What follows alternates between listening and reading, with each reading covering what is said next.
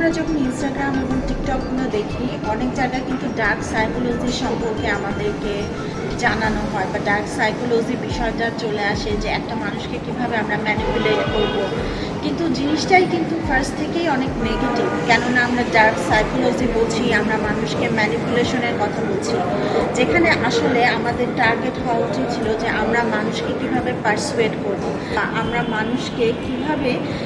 আমার নিডটা বা আমার যে ডিজায়ারটা সেটার জন্য তাকে বুঝতে দিব কমিউনিকেশনের থ্রুতে। সো এই ডার্ক সাইকোলজি বা ম্যানিপুলেশনের জায়গাটা থেকে চলে আসার জন্য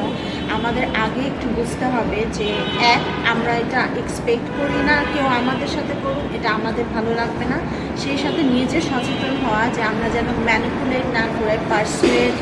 পজিটিভলি কমিউনিকেশনের মাধ্যমে, বা কাউকে আমরা কিভাবে তার ইন্টেনশনটাকেও ক্লিয়ার হয়ে নিজের ইন্টেনশনটাকেও ক্লিয়ার করতে পারি, যেখানে আমার কোনো খারাপ ইন্টেনশন নেই।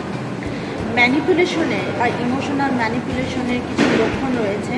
যেমন যদি কেউ ফিল করায় আপনাকে যে না, এই সিদ্ধান্তটা আপনারই ছিল, কিন্তু আপনি ডাউট ফিল করছেন যে আসলে এই সিদ্ধান্তটা আমি নিজে স্বতঃস্ফূর্তভাবে নিয়েছি নাকি, তখন কিন্তু এটা ইমোশনাল ম্যানিপুলেশনের একটা পার্ট, যেখানে আরেকটা ব্যক্তি আপনাকে ফিল করাচ্ছে যে আপনার ডিসিশনটা এসছে সম্পূর্ণ আপনার কাছ থেকে, যেখানে আসলে তার অনেকগুলো ম্যানিপুলেশন বা অনেক বেশি ইনফরমেশন ইনফ্লুয়েন্স ছিল।